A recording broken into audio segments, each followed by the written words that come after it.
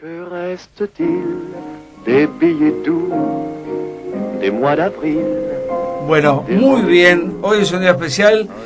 En la página estamos escuchando a Charles Trenet en ese maravilloso tema que quedó de nuestros amores, ¿no? Representante de una serie de cantantes impresionantes de Francia.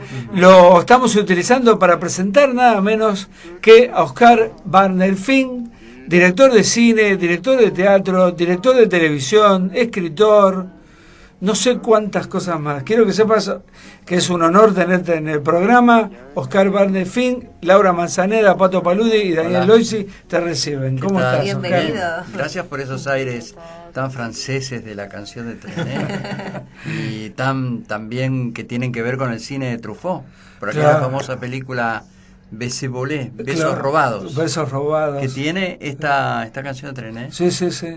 Además, ustedes saben que Trenet venía a la Argentina. Actuaba en Radio Belgrano, Radio Splendid, no me acuerdo cuál. Él y el otro cantante de la época, que era Jean Sablon. Claro, impresionante los dos. Eran cantantes que, bueno, tenían su audiencia, bueno, pero también Buenos Aires, durante la guerra, también recibió mucho exiliado, mucha gente que vino, gente que en algunos casos enriqueció los cuadros artísticos, como antes lo había sido la Guerra Civil Española, con la gente que trajo y que forman parte del cine, ¿no? Claro, era muy francés todo eso. Ustedes piensen que en Buenos Aires vivió y actuó en el Teatro Regina, cuando no era todavía el Teatro Regina, Falconetti. Claro. Falconetti es la actriz tan mítica del cine de Dreyer, de Juana de Arco. Y entonces ella vivió en la calle Posadas. Hay toda una historia, ella murió acá. Ajá, mira. Ella después la vino a buscar su hija en los años 60 y ella tuvo un nieto, actor francés conocido, con el mismo nombre de ella, que se suicidó. Mira. Y esa hija me regaló en París el libro que había escrito sobre su mamá. Mira. O sea, toda esa historia pasó en la Argentina, toda esa historia pasó en esos años tan particulares que van desde el estallido de la guerra, todos esos distintos exilios, ese cine y esa actividad artística de los años 40, 50 que tuvo este país. Y eso es, a mí lo sé porque me gusta investigar, porque siempre ando ahí husmeando cosas, porque hay historias muy apasionantes, ¿no? Yo veo que en el Facebook a veces posteas canciones, ¿no? Como la de Charles Trenet, bueno, esa etapa de la canción francesa es impresionante, ¿no? Yo amo esa etapa. Lo que pasa es que y el cine francés, yo tengo una frase que en realidad no es mía, se la robé a un crítico. Pero que me la apropié, que dice así: el cine es francés. No sé lo que pensás vos, pero es maravilloso el cine francés, ¿no? Sí, yo me formé en un cineclub. En Berisso. Mira, arrancaste con la pregunta que te iba a hacer después. ¿Cómo arrancó todo? Imagen y semejanza de lo que era el Cine Club Núcleo que comandaba Salvador Samaritano en esos entonces. Tal es así que Samaritano, Víctor Iturralde Rúa vinieron a la inauguración, son como padrinos. Claro. Y el día que largamos todos vino a charlar Carlos del Peral, el humorista. Y ahí comencé, pero claro, el cine club de aquí, el club Gente de Cine también, tenían una mirada muy europea, es decir, una mirada muy particular, es decir, donde ellos habían pasado por todo lo que es el expresionismo alemán, el cine, el realismo poético francés, en fin, todo. Entonces nosotros teníamos un sello como lo tenía la cultura argentina, esa cultura donde yo pongo algo de ese tema en Cuatro Caras para Victoria, cuando hablo a Victorio Campo. Entonces, claro, la mirada hasta casi los años 60, 70 se tuvo siempre más que nada en Europa y en particular en Francia. Francia era el lugar mítico donde todo el mundo quería ir, llegar.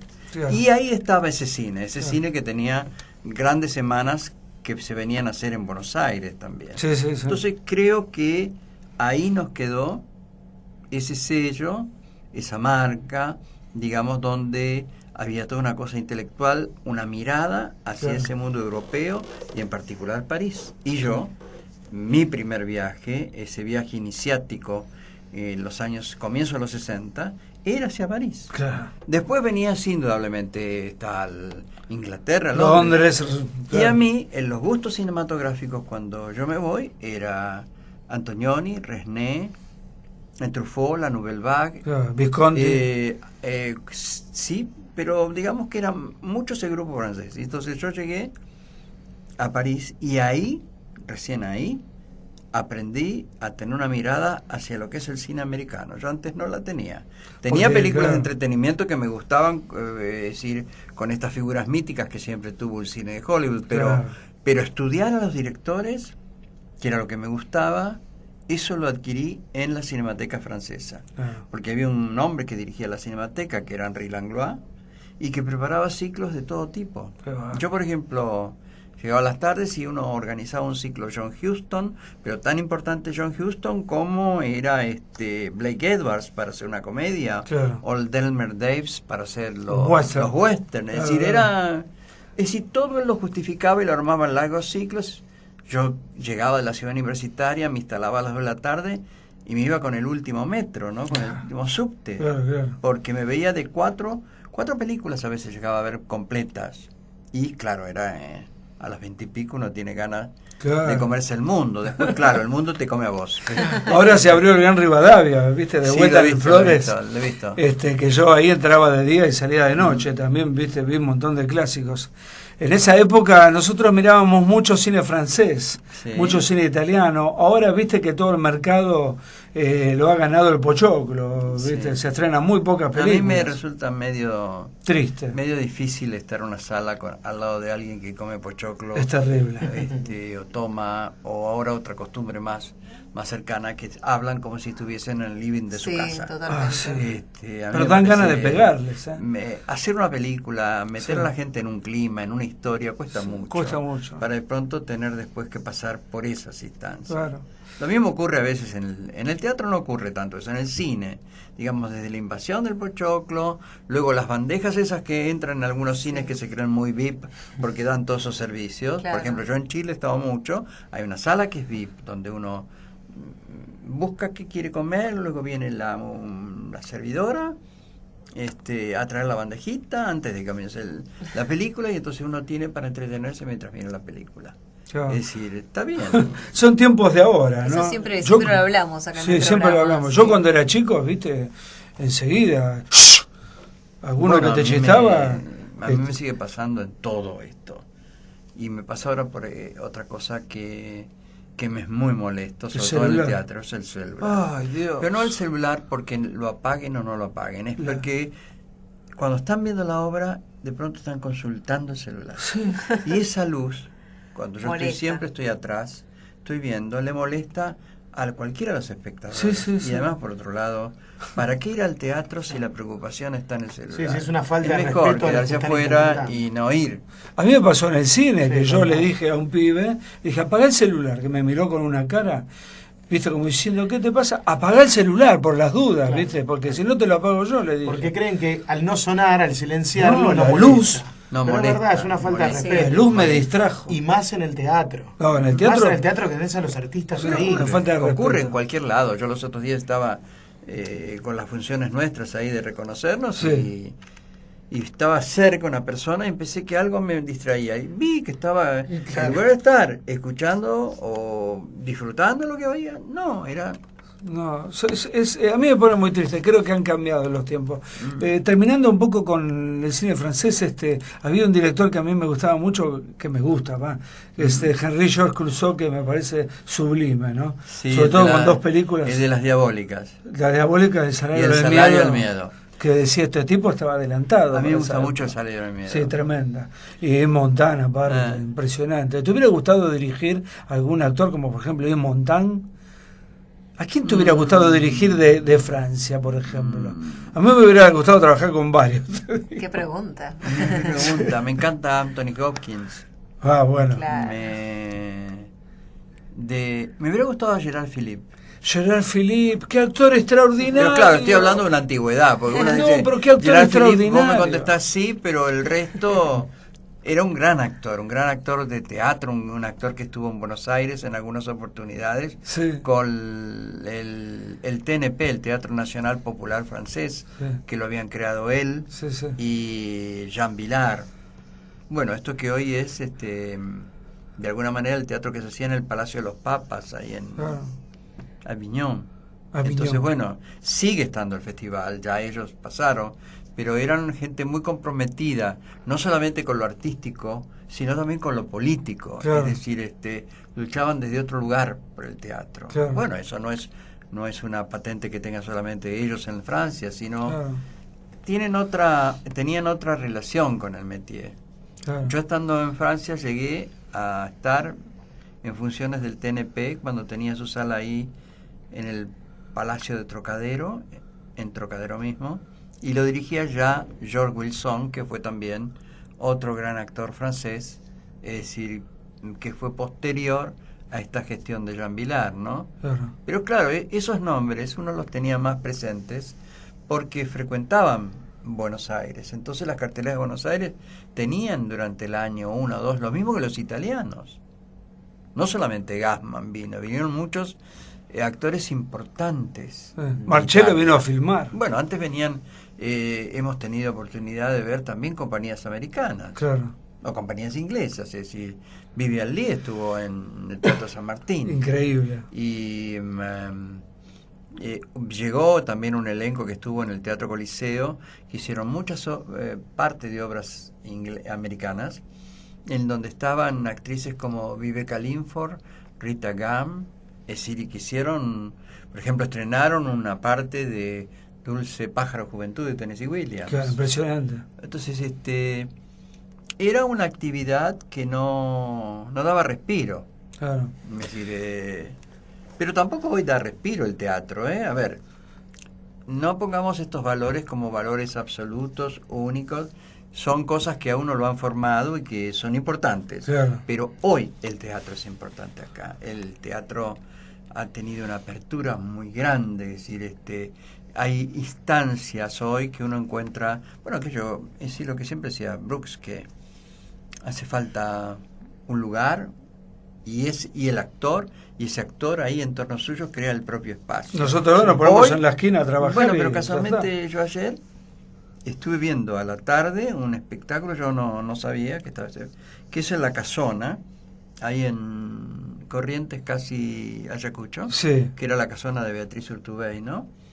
Que hay un festival, un mini festival de teatro donde hay una circulación constante de público y en cada sala de la casa hay un espectáculo. Mira. Y entonces los espectáculos son breves, duran entre 25 y 30 minutos. Sí, ayer justamente y fui da yo. una... ¿Ah, sí? Sí, fui a ver Corazón del Ator.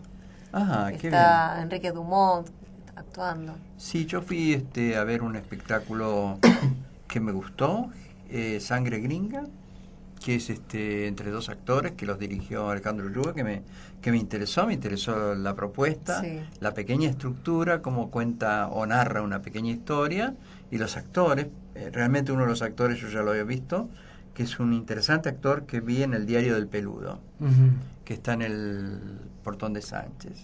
Casualmente descubriendo también otra cosa que Buenos Aires tiene muy muy intensamente, que son la aparición de dramaturgos.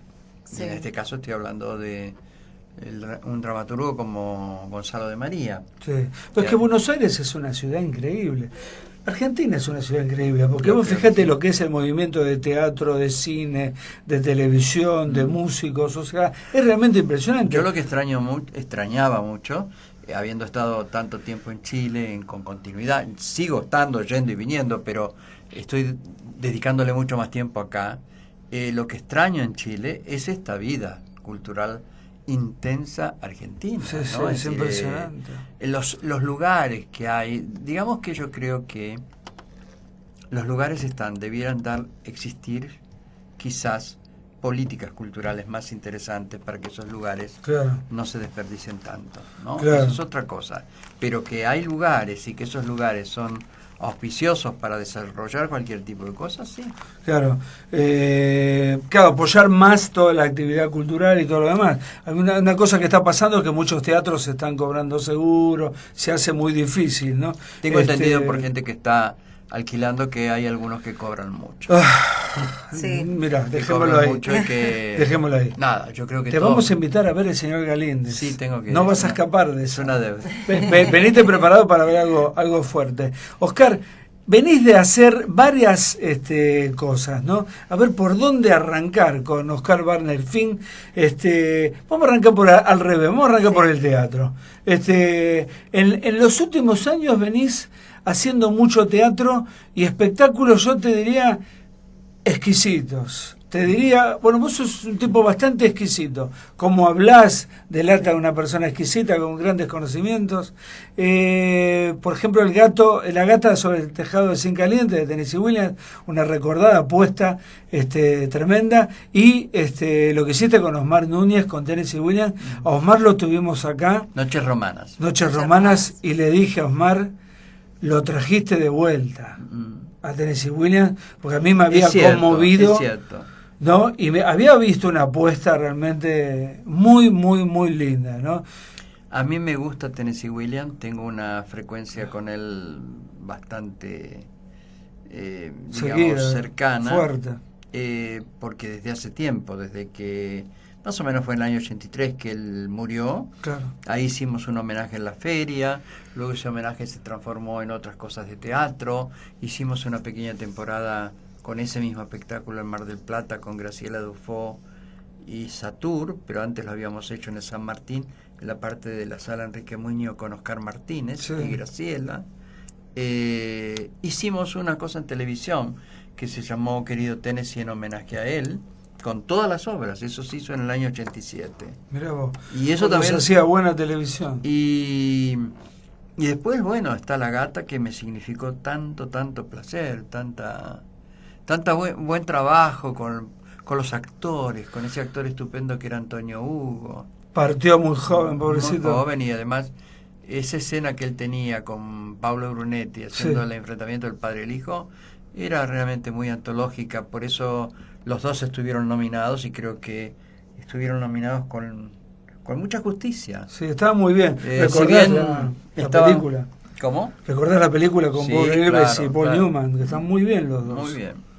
Claro que era una obra muy particular, es una obra que para mí nunca se agota, No. que es realmente importante. En realidad Tennessee Williams nunca se agota. No, hay obras que yo no tengo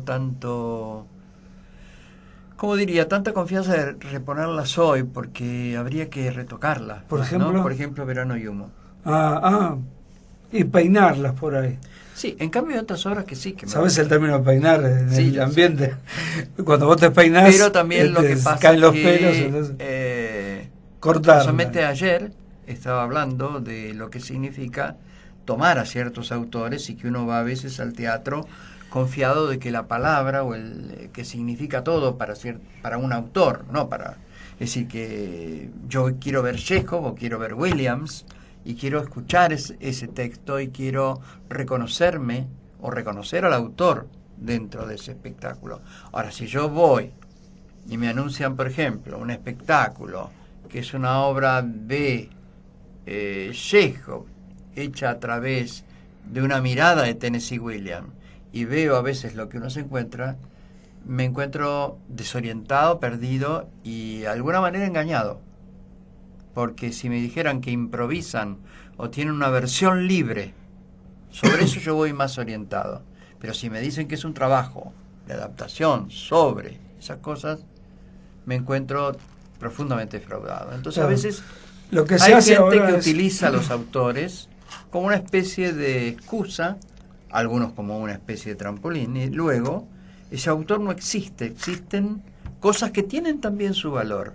Yo no lo estoy en absoluto negando, pero me gustaría que lo encuadren como corresponde. Claro. Y También, esto- Oscar, yo veo algo, ¿no? Yo en los últimos años vi puestas de Arthur Miller, vi puestas de Tennessee Williams, que han conservado todo el texto, ¿no? Que son textos maravillosos. Pero como vos decís, yo creo que hay que hacer un Hay que refrescamiento, ver, ¿no? Pero Pero muy también mal veces, hecho. A veces no hace falta, hace falta algo que yo creo que es fundamental. Si Sí. yo tomo un texto o elijo un autor, yo tengo que tener una mirada sobre ese texto, tengo que tener una postura, tengo Claro. que tener un camino por el cual voy a transitar y es a donde voy. Claro. No se puede tomar un autor por tomar si no se tiene eso. Claro. Porque eso es lo que va a sostener un espectáculo, que lo va a hacer nuevo, que lo va a hacer distinto. Uno retoma una obra para eso. Claro. Si bien a veces hay autores que siempre han sido muy remisos a cualquier introducción de la mirada del director, es decir, hay autores que siguen pensando que es solamente el texto, y el texto no, el texto hasta que no está en pie en un escenario, en un teatro, no termina de hacer su recorrido.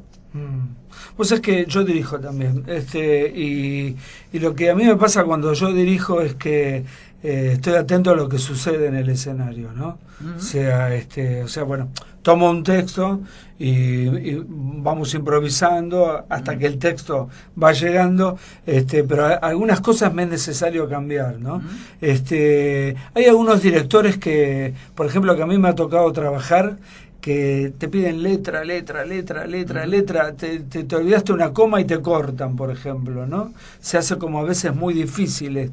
Sí, pero también está a veces el otro actor que nunca llega a la letra y siempre improvisa, entonces uno tiene la impresión de que está haciendo cualquier tipo de letra. Entonces son caminos distintos. Yo creo que la televisión ha mal acostumbrado al actor que no le da tanta importancia al texto, que se modifica con mucha facilidad. Es que no hay tiempo, no tienen tiempo. Bueno, pero casualmente lo que hay que tener es tiempo. Para tener una obra de teatro como corresponde, nadie le da la importancia que tiene lo que es algo que yo lo aprendí con Gandolfo y no se me olvidó nunca, que es el análisis del texto. Claro. Todo lo que hay que hacer o todo lo que hay que decir está ahí.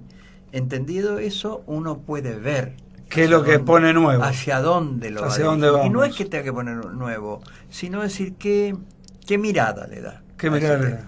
La mirada personal. Eso es. El trabajo de Omar Núñez como Tennessee Williams fue un gran trabajo, y el de Virginia Locenti como Ana Magnani, que también la trajo de vuelta, fue impresionante. ¿Cómo te sentiste el resultado de ese espectáculo que era notable? Muy bien. He trabajado mucho, primero porque trabajé mucho en hacer una obra a mi medida. Ahí sí, trabajé mucho, cambié mucho, incluso redacté algunas cosas yo, pero para hacer el espectáculo que ustedes vieron. Es decir, yo, por empezar, saqué todo lo que era proyección de imágenes, afiches, cosas, porque el autor había puesto todo eso para orientar sobre quién son los personajes, claro. Pero yo no le podía poner en imágenes a los personajes reales en oposición al esfuerzo que hacían ellos por evocar a esos personajes. Iba a ser un poco difícil tenerlo a Marlon Brando, tenerlo a Tennessee Williams hablando, teniendo a Ana Magnani, que están, digamos... Muy buena decisión. Entonces yo eso no lo quise. Y además les planteé que iban a ser 2 actores al encuentro de esas 2 personalidades. No 2 actores que se iban a maquillar y hacer lo imposible por parecerse. Creo que eso es un camino errado, que lo importante es el espíritu, el alma, la esencia de esos personajes, el clima que logramos con Noches Romanas. Extraordinaria. Eso es lo que a mí me interesó. Entonces, claro, la obra pasó a ser una serie de secuencial en la vida de ellos, pero cambié, es decir, cambié todo lo que es el balcón, todo lo que es la invención de esa casa, es decir, cómo él viene y cómo adquiere una presencia mayor el amigo de Williams, y cómo él resuelve la escena de cuando viene a avisarle a Ana de su muerte. Yo creo que Osmar ha hecho una creación realmente importante, pero también ha estado ayudado por el hecho de que Williams, como todo autor, no es tan conocido, no es tan ícono popular. Se sabe su nombre, no su cara. En cambio, Ana Magnani, con esos personajes que hizo, con esa prensa que tuvo siempre en su vida, es decir, es una imagen puesta con mucha fuerza. Entonces Virginia tenía que luchar contra todo ese pasado que se venía un poco encima, Y ¿no? salió airosa. Salió muy bien, pero quiero decir, le costó. Ahora, vos fíjate que yo un poco te contradigo lo que decís con Perón de Osmar Núñez. Ajá, O sea, es que está a bien, mí me pero- pareció que no tiene nada de maquillaje, no se preocupó por el maquillaje como No. otros que lo interpretaron y está, vos lo ves y decís, es Perón, ¿o no? Sí. Es Perón y no utilizó nada, nosotros se lo dijimos acá, Sí, ¿recuerdan? sí, sí. Que realmente estaba estupendo, ¿no? Ahí también. Bueno, ha habido ya, tenemos una iconografía de Perones. Claro, sí, Bastante, bastantes. ¿no? Sí, bastante. Y yo creo que Omar, siendo el actor que es, lo hace así, de esa manera. Es un enfoque más moderno, es un enfoque donde no se tiende a la composición con la ayuda de maquilladores y esto y aquello. Ahí tiene, hay dos Perones que yo tengo cerca, los dos me parecen interesantes, pero van por caminos totalmente distintos, que es el de Osmar y el de Víctor El de Laplace. Víctor Laplace, claro. Totalmente distintos. Interesantes los dos, pero es verdad, dos caminos totalmente Sí. diferentes. Los otros fueron Jorge Marrales, fue el otro. Ujú. Sí, que estaba con ¿cómo se llama? La Sí. que hizo Evita. Sí, no, ese no me Esther Gori. esa interpretación No. por ahí no me atrajo tanto, Sí. siendo un excelente actor como Sí, el sí, Marrales, sí, claro, porque claro. nada que decir en nada, pero a veces hay personajes que van más que otros y además tienen Claro. la competencia de tantas que han hecho el Perón, ¿no? Claro, es decir, claro. pero yo creo que es importante tener claro eso, no querer hacer una réplica sobre el escenario del físico de esos personajes. Me parece sensacional. Porque eso. Yo opino cuando- exactamente Cuando igual. yo hice, y nos fue muy bien porque estuvimos a lo largo de 10 años, Eva y Victoria, con China Zorrilla y con Luisina Brando. Lucina Brando, tremendo espectáculo. Después lo hizo Soledad, pero Sí, primero el tramo largo lo hizo Luisina. Tremendo. Luisina no era Eva Perón. China sí, se parecía bastante a Victoria, bastante. Bastante, te diría. Pero- Físicamente y Sí, y en la forma de sí, ser. sí, sí. Qué Pero en grande cambio China. Luisina no, y Luisina Era hizo Evita. creíble Hizo esa Eva, creíble. con la fuerza que tenía, con la intensidad, y tampoco fue una preocupación reconstruir eso. Ujú. Si Qué gran bien espectáculo ese. había vestuario, había peinados, yo creo que ese fue un gran espectáculo. Hace poco vi un libro que escribió alguien acá, donde hacía un resumen de las actividades teatrales y no estaba Eva y Victoria.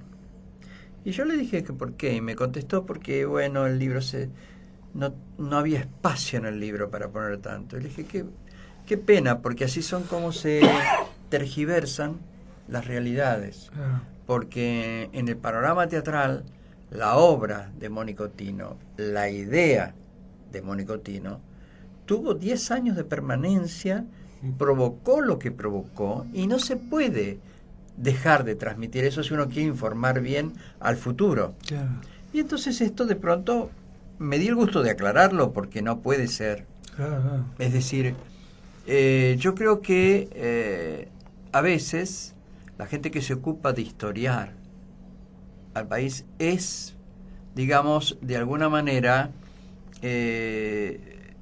un poco a veces tendenciosa, porque hay cosas que se olvidan y cosas que se ponen o cosas que se magnifican. Claro. Entonces, bueno, eso es importante siempre tenerlo en cuenta, pero Claro. volviendo a esto, es decir, indudablemente Eva y Victoria marcó un momento, una etapa, y lo increíble era que a lo largo de todo ese tiempo fuimos cambiando de gobiernos.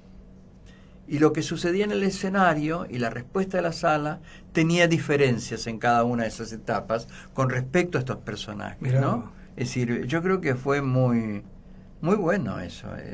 No, Casualmente, eso después fue imitado porque el escritor uruguayo que hace Borges y claro, Julio Marcio y Perón, Perón, Víctor Laplace. parte de eso lo dice porque le dedica el libro a Mónico Tino. Sí, sí, sí. Y cuando nosotros hicimos en la televisión un ciclo muy breve, porque siempre hay que pelear con las estructuras, que se llamó Encuentros. Era en base a esa idea también. Entonces, nosotros teníamos un encuentro primero de 3 mujeres, de 2 hombres, que fue un libro de José Pablo Feynman sobre Lugones y Di Giovanni. Severino Di Giovanni y Leopoldo Lugones. Que eran Alec Ben y Tony Vilas. Sí. Y después hicimos 3 mujeres, que eran Eva Perón, Mariquita Sánchez Thompson y Encarnación Escurra, que era la mujer de Rosas. Y eran Luisina Brando, Esther Goris y Susana Lanteri. Claro. Después hicimos con madres, las madres de Sarmiento, Borges, y era todo un diálogo interesante donde el pasado y el presente se mezclaban, ¿no? O sea que era una beta que, estoy hablando un poco de tiempo atrás, pero no tanto, estoy hablando de fines de los 80. Sí, ayer. Hasta ahora, es decir, a fines de los 80, comienzos de los 90, no había tanta iconografía con respecto a Eva ni a No. Victoria. Luego surgieron los libros que se hicieron, pero si no era una jugada muy difícil la que teníamos. Muy fuerte y diferente. Ahora está de moda las biografías. Ahora Beto Casella escribió una obra de teatro supuestamente donde mezcla distintos personajes, Che Guevara, Perón. Y esto está sacado de ahí también, ¿no? Sí, también Claro. Feynman hizo algo con respecto al Che Guevara, me parece, Sí. no recuerdo. Oscar, fuimos a ver el espectáculo Reconocer, ¿nos seguís? Sí, seguimos todo el O sea mes, que estás todo el mañana. mes de en todo el mes de junio.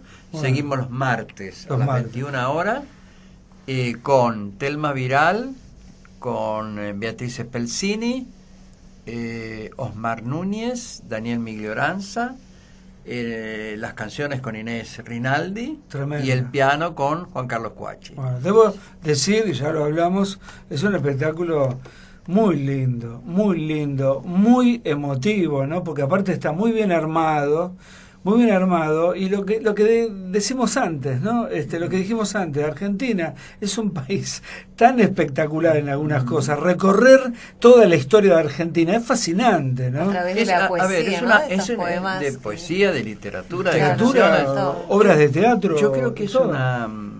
una propuesta para que pensemos, Sí. Y y disfrutemos. miremos hacia atrás Sí. y hacia adelante, porque lo que dice al final el poema de Girondo está hablando de una apertura, de un futuro, pero hemos recorrido toda una serie de verdades. Yo creo que de tiempo en tiempo no está mal hacerlo para poder tener más claro el camino. Claro. Yo creo que no es un espectáculo digestivo, es un espectáculo para pensar, que tiene sus cuotas de humor, que tiene sus cuotas de distensión, pero que tiene sus cuotas de dramatismo. Bueno, nuestra vida la tiene. Sí, obvio, ¿Qué es esto obvio. de creer que todo es un jolgorio, que todo tiene que ser una comedia? Si te ¿Por qué referís al teatro hoy- pasatista, yo ¿Por opino qué el como teatro estoy harto tiene que ya. ser lo que uno ve hoy? Todo, así no sea una comedia, se los promociona como si fuera una comedia o se les pone tintes como si fuera una comedia. No, la vida se compone, bueno, desde los griegos el más, la tragedia y la comedia, pero no podemos desterrar algunas cosas del teatro, porque aunque sepamos que las épocas han cambiado y piden otras cosas. Yo creo que hay que defender el texto, que hay que defender la palabra, que hay que tener la posibilidad de la variación de temáticas. Es decir, no puede ser siempre los mismos. A mí me divierte a veces ver una comedia, no me divierte verla todos los días. Es decir, entonces, indudablemente, hoy el teatro apela mucho a la televisión. Sí, Cree que a veces los nombres de la televisión son seguros para la boletería, es como dicen los empresarios, corta o no corta tickets, que es algo fatal. Terrible. Y entonces, en eso yo diría, a ver, ¿cuántas personas hoy pueden tener una buena boletería? Susana Jiménez, Franchella, y Darín, y no sé, ya está, Sí, ¿no? algún imitador como Porque- vos. y muy poca Alfredo partió, lamentablemente. pero muy poca gente más. No. Entonces, bueno, yo creo que hay que ver eso. Yo entiendo a un empresario que arriesga mucha plata y que tiene que recuperarla. Claro. No es fácil. Pero tampoco ser preso de eso, ¿no? A mí me pasa que nosotros estamos haciendo al señor Galíndez, ella es una de las chicas, y a veces digo, señor Galíndez, viste, qué bajón, el señor Galíndez, viste. Sí. No, pero tiene humor, porque Pavlovsky, viste, plantó un humor dentro de la obra, antes de la hecatombe que viene con la tortura después, ¿no? Pero hay gente que, viste, en el medio, no, hay que hacer comedia pasatista, meter actores de televisión. Bueno, cada uno tiene que saber por qué camino va. Yo no estoy diciendo esto hay que desterrarlo. No. Equilibremos un poquito. Claro. Y yo creo que cada uno tiene que saber qué quinta debe cuidar. Claro. No, es decir, en qué debe persistir, en qué también debe ser buen observador y cambiar. Claro. Porque yo creo que las posturas cerradas en lo artístico no sirven de nada. Claro. Yo creo que yo voy a ver todo lo que puedo, porque así no me guste, yo con todo aprendo. Claro. Y sigo aprendiendo. Y lo que decía hace un rato, es decir, alguien me dijo hace 50 años, a este año que vas a estar haciendo cosas. Sí, pero yo siento que me falta conocer mucho, que me falta aprender mucho más, y que bueno, que doy gracias de tener la posibilidad de seguir creativo, de seguir pensando en cosas que me gustan hacer. De seguir haciendo cosas, ¿no? Antes no hablábamos de China Zorrilla, vos sabés que a mí me dirigió China Zorrilla en 12 hombres en pugna, la habrás visto. Sí, sí. Yo era el personaje de Robert Weber. Ahí estaba Villanueva Cosa, Osvaldo Bonet, Tony elenco, Vilas, gran elenco, sí. Luna Day, Arturo Mali. Lo hicimos en el Blanca Podestá, hoy multiteatro convertido en 4 salas, ¿viste? Sí, una divina China, divina. Ese teatro tuvo un interreño en el cual lo tuvo a su cargo José Slavin. José Slavin en un momento. José Slavin apuntó a un tipo de teatro muy interesante. Claro. Venía de trabajar con Nilsson. Claro. Había tomado contacto con Alfredo Alcón y casi todas las cosas se hicieron también apostando a ese nivel. Claro. Ahí se hizo un estupendo Lorenzaccio. Terrible, Rodolfo de Bani y Halcón. Vos no sabés lo que era eso, paralizaban Buenos Aires. Sí. Estamos hablando de hace 30 y pico de años, 30 años. 30 años. Maravilloso, que lo recordamos a Rodolfo, que cumplió 77 años, ¿no? ¿Cuántos cumplió? 77. 77. Muy joven. Sí, pero todavía está bárbaro. Hablame un poquito, Lorenzaccio, qué teatro. Hablame un poquito de la balada del regreso. María Banner, Adrián Guío, Ernestito Bianco. Es una quijotada. No tenías a nadie. De una primera obra. Yo he tenido suerte, porque he tenido a lo largo de todos estos 50 años que te digo. Claro, escuchame, vamos a recorrer toda tu filmografía, pero he tenido redondeando el programa ya. He tenido la suerte de contar con García Burr, claro, María Luisa Robledo, Bianco, Alberto Closas, Alberto Mendoza, Eva Franco. Imposible de reunir. Héctor Alterio, he tenido a Lupi, he tenido a Solá, he tenido a Mona Maris, que era una leyenda. Increíble. Nada. Que no me. Fue tu primera con toda película. Esa gente aprendí mucho. Sí, fue la que hicimos producción junto con Julia von Grollman. Una gran actriz. Una gran actriz, bellísima. Una gran amiga, entrañable amiga. Sí, bellísima. De cuyas ausencias uno la siente bastante. Lo sé. Y entonces con ella emprendimos esa quijotada que fue irnos a instalar en Salta. Ustedes se imaginen que en los años 70, comienzo de los 70, 71, no era fácil irte con un equipo enorme a Salta a filmar durante casi 2 meses una película. Y así fue la balada. La balada yo la ideé, pensé, yo había hecho un mediometraje que se llamaba Los Otros, y que me había ido muy bien. Y muy bien como resultado. Claro. Y entonces dije, voy a escribir esto, pero me voy a ir a buscar los decorados naturales. La balada iba a tener 3 episodios, ubicados en distintos momentos históricos. Dije, voy a empezar por Salta. Estaba filmando Nilsson La Tierra en Armas, la vida de Güemes. Sí, con Halcón. Entonces me fui, me instalé allá. Ellos eran muy amigos, Leopoldo y Beatriz. Presentaron una noche mediometraje mío, Los Otros, en un cine de allá. Y me instalé y me quedé casi un mes para fotografiar todo, para buscar. Me di cuenta que no tenía que ir a Corrientes ni que tenía que ir a la Patagonia, que en la misma provincia de Salta tenía los microclimas necesarios para las tres cosas. Mira. San Antonio de los Cobres, el río Orán, tenía todo. Y empecé a escribir eso. Y bueno, nada, vine acá, lo escribí y empecé a pelear. Y después escribimos con Julia Comedia Rota. Comedia Rota. También Comedia otra gran Rota película. Debió ser primera. Ajá, y mira. La balada después. Ajá. Pero algunos inconvenientes que hubo hicieron que primero fuera la balada y segundo comedia. Mira, ese dato no lo tenía. Y porque estaban escritas las dos juntas. Ajá. Yo la balada la escribí yo solo. En cambio comedia la escribimos junto con Julia. Ah. Nosotros éramos alumnos, ella por su lado y yo por el mío, de Gandolfo. Y cuando llegó Lee Strasberg, que dio sus clases en el San Martín, Claro. nos encontramos, ella y yo ahí haciendo el curso, y nos íbamos a comer a un restaurante de ahí, las cercanías, al mediodía, cortando el curso. Eran cursos maravillosos, ¿no? Porque ver a Inda Ledesma, o ver a Cristina Vanegas, o ver a tanta gente que se ponía ahí para recibir la crítica de Strasberg, que era despiadada a veces. Era muy... Era muy interesante. Y entonces, en un almuerzo me cuenta una historia que quería filmar, que era la historia de su perro. Y Julia, cosa que no desarrolló nunca, escribía muy bien. Y me mostró 2 pequeños cuentos de historias que había vivido y que eran estupendos. Y nunca más volvió, y yo realmente se lo insistí mucho. Y a partir dije, bueno, yo te doy una mano con esto. Y empezamos a trabajar. Y ahí empezamos a luchar, porque era una persona entusiasta y que abría puertas y que iba y... Claro. Y así ¿Recibiste dinero del instituto en esa época? Sí. Estaba Mario Sofich y Hugo del Carril en esa época, ¿no? Si cuando no me yo equivoco. terminé la película, me acuerdo haber tenido una entrevista con Mario Sofich. Claro. Claro, el otro era Hugo del Carril. Hugo del Carril nunca lo traté. Hugo del Carril era un hombre de una gran pasión por el cine, Sí. un hombre intenso. Tremendo. Un hombre que vi filmar Esta tierra es mía en la estación Pereira, Sí, Camino a La Plata. Sí.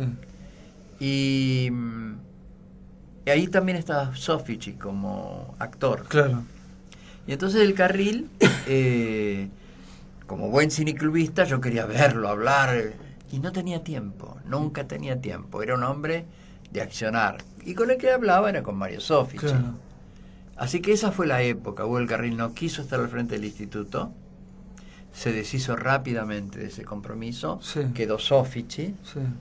Y en esa etapa que yo hice, que era muy difícil porque no era tan fácil acceder a una primer película, había que pasar lecturas del libro, Claro. había que pasar como un tamiz, como una censura, a veces puesta en evidencia, otras veces no. Pero bueno, todavía no habíamos llegado a esas etapas tan difíciles que después tuvimos que vivir.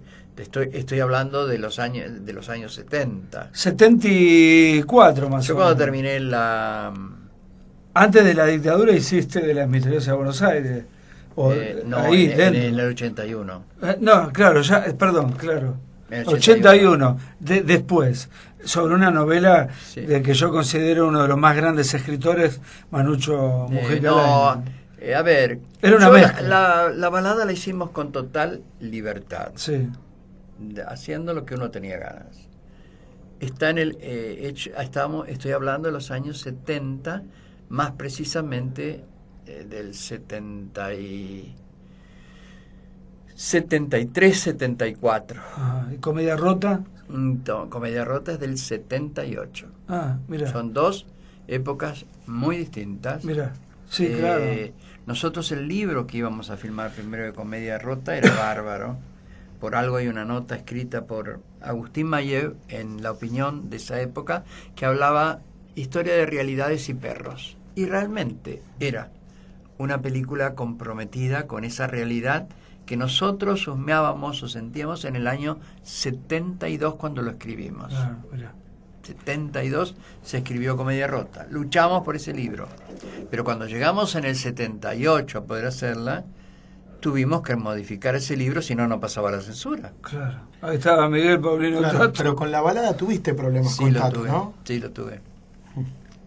Personaje siniestro. Tato tenía problemas con Boquitas Pintadas de Nilsson y con la balada. Mira. Y me hizo la vida bastante imposible. Claro, que se estrenaron casi juntas, con una semana de diferencia Sí. prácticamente. Y entonces Boquitas va al Festival de San Sebastián y ese año se inaugura la sección Nuevos Realizadores en San Sebastián.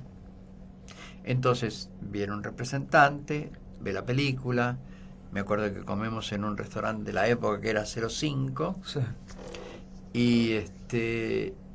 y pactamos eso y la película es admitida. Mira. Y vamos allá. Y ahí empezó Tato, el instituto y la Secretaría de Información Pública, que era eso, así se llamaba antes, a presionar para que no estuviese primero Nilsson. Y como no pudieron con Nilsson, atacaron lo más fácil, lo más nuevo, en una sección nueva. Claro. Y yo tuve que tener distintas reuniones con gente muy desagradable que me prometían cualquier cosa, que me prometían dinero para otra película, otros festivales, con tal de que yo me retirara. Entonces, claro, hacían presión para sacarlo a Nilsson, sacarme a mí. Bueno, yo dije, bueno, después de mucho cabildeo dije, bueno, sí, pero ustedes dicen que el lugar lo cedo yo. Y así salió en los diarios de la época, una cosa así chiquitita, que yo cedí el lugar a La Tregua. No estoy hablando de una película cualquiera, estoy hablando de La Tregua, que hizo un excelente papel. Sí, es una película que a mí me gusta mucho. Acá no tiene nada que ver el tema de la película, tiene que ver el proceder de ese momento y de esa época. Claro. Y entonces la película no fue a ese festival. Fue un periodo de grandes estrenos, justo. También estuvo La Patagonia Rebelde ahí. Y el mismo día que yo estrené, claro, Quebracho. Estrenó Quebracho. Sí, el mismo día. Quebracho en el Metropolitan, yo en el Cine Ideal de la calle Suipacha. Que ahora es un cine porno. Ahora es un cine porno, al lado de la confitería que no va casi nada. Qué pena. Y para mí era un lugar mítico de Buenos Aires, porque mis padres cuando venían de La Plata siempre me llevaban unos caramelos largos, enormes, que los daba un negro que estaba en la puerta de la confitería esa, ¿no? Una confitería hermosa. Muy linda. Muy linda. ¿Estás preparando algo ahora en cine, Oscar? Tengo algo? ganas. ¿Estás volviendo al cine? Anda con ganas. Lo que pasa es que yo en Chile le dediqué 3 años a escribir un libro sobre las mujeres de Pablo Neruda. Y me costó mucho. Pasó por todas las instancias del instituto acá, estaba todo ok. Y allá también, pero indudablemente yo me metí con un tema muy chileno, y que un argentino se mete con un tema tan chileno no es tan fácil para abrir ciertas puertas. Mira. Entonces aquello que estaba bien montado al final quedó ahí en el camino. Pero yo no quedé en el camino con el guión, así que estoy viendo qué es lo que hago. Estarías en un proceso de preproducción. Sí, y después tengo adaptado un cuento de Pepe Bianco que se llama Sombra suele vestir.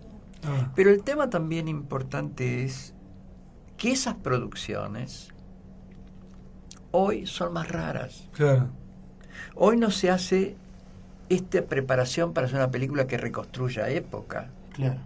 Me atrevería a decir más, no hay tantos productores ejecutivos que sepan armar ese tipo de película.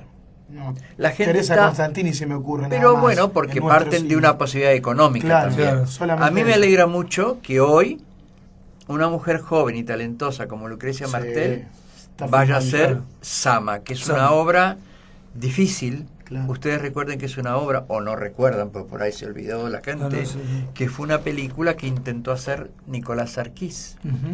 Y Nicolás Sarquís fue y se instaló en Paraguay y quiso hacerla. Y trajo actores españoles, entre ellos Charo López. Y se tuvieron que volver, tuvieron una crisis, la película quedó en la nada. Entonces, retomar ese título tan especial de Antonio Di Benedetto, y hacerlo una mujer como Lucrecia Martel, me parece muy auspicioso. Pero esto es raro, no hay gente, porque yo cuando digo hay que reconstruir con la novela de Bianco los años 40, o hay que reconstruir una época con las mujeres Ya hay todo crisis. se paralice. Claro, porque claro, están acostumbrados a las historias simples en que se ha transformado gran parte del cine argentino. Claro. Y en algunos casos con mucha razón.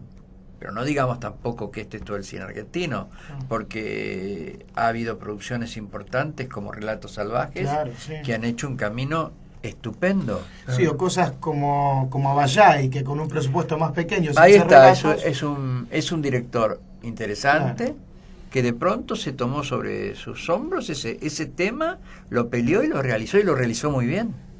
Yo quería preguntarte eso, ¿vos sentís que vos te alejaste del cine o te alejaron del cine? ¿Por qué qué difícil. tanto tiempo sin filmar? No creo que sea porque son muchos años, son 20, casi 20 creo años. que sea tan fácil.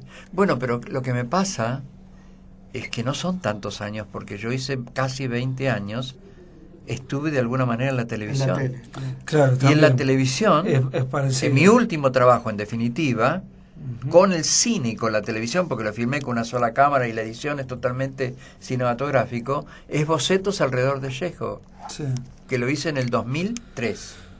Claro, ayer. Bueno, era la época de Cosia en el instituto y se hicieron coproducciones con la televisión. Claro. Y El prontuario del señor K, que yo hice con Alfredo Alcón en el año 87, tremendo, está totalmente filmado para una sola cámara y con una edición. Lo hice en 17 días en esa época. O sea, que está bien.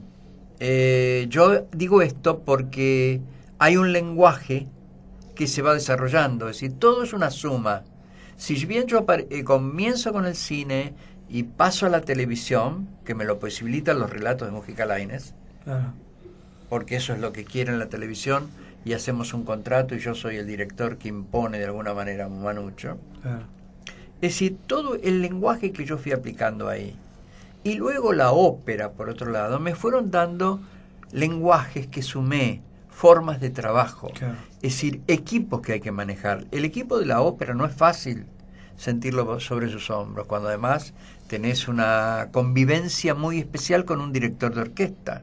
Y en la televisión no era fácil que un hombre de cine, que no iba a hacer el corte plano contra plano de dos cámaras cruzadas, sino que cuando vi La Grúa en el Canal 7 dije, bueno, aquí quiero ya. Claro. Entonces empezó el plano secuencia, el movimiento, un montón de cosas que yo creo aporté en esas etapas a la televisión. Y estupendamente. Yo, se nos termina el programa, Oscar, realmente daba para las 2 horas de programa. Bueno.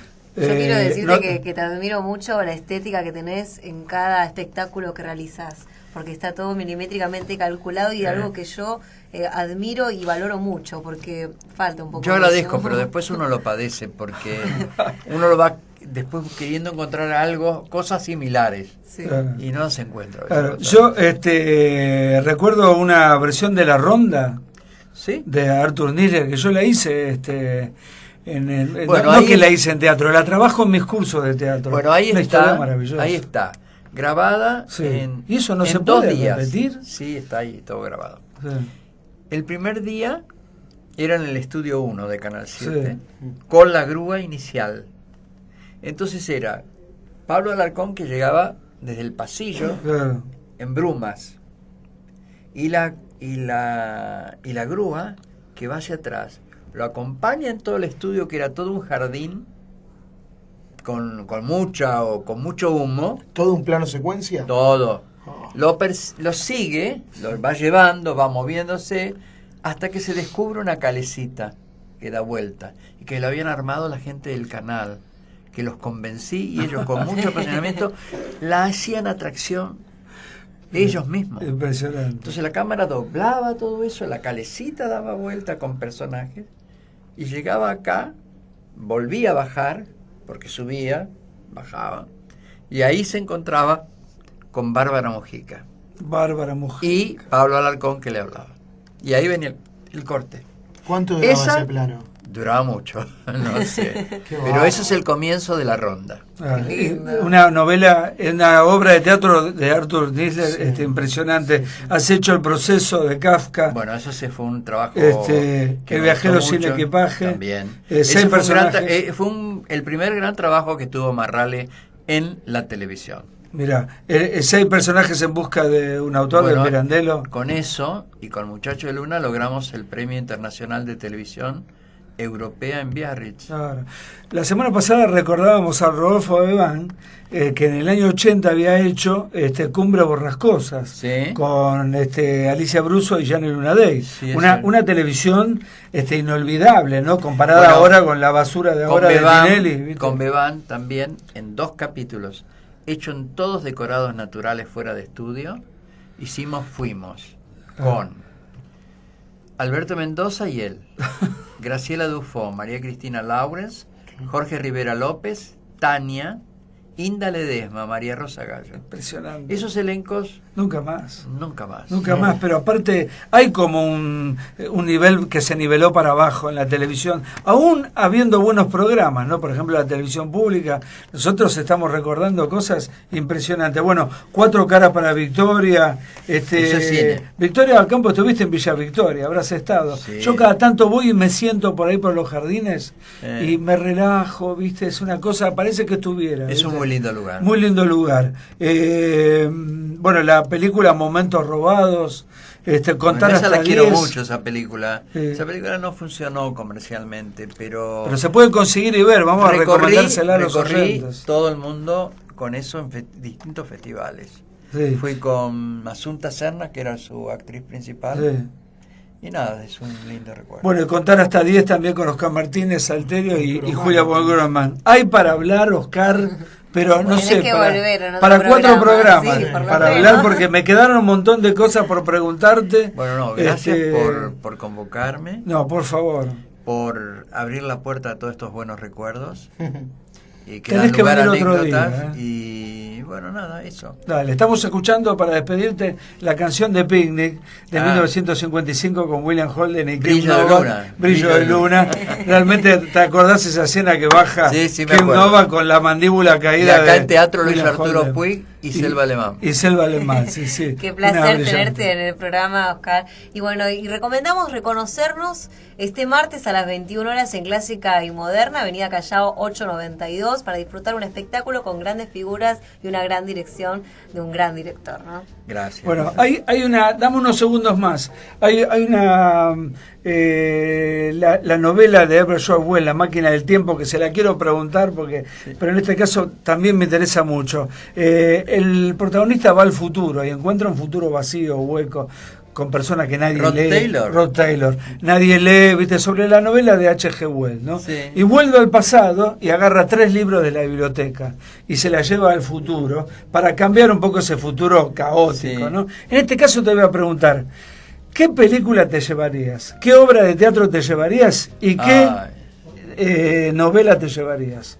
¿Qué película? ¿Qué obra de teatro? ¿Y qué escritor de alguna novela te llevarías para cambiar esa humanidad? Tengo tantas. Así muy rápidamente. Porque... No sé si para cambiar. Uno habla de la subjetividad que uno le pone a las cosas y el placer. Como para decir, bueno, este es el cine. Esto fue el cine, muchachos.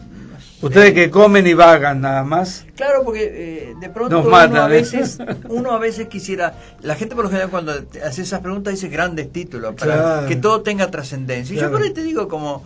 Al pasar una película que Cantando bajo la lluvia. Cantando bajo la lluvia. Una obra de teatro. De una obra de teatro, no sé, Doña Rosita la Soltera. Doña Rosita la Soltera. Y habíamos una novela, un libro.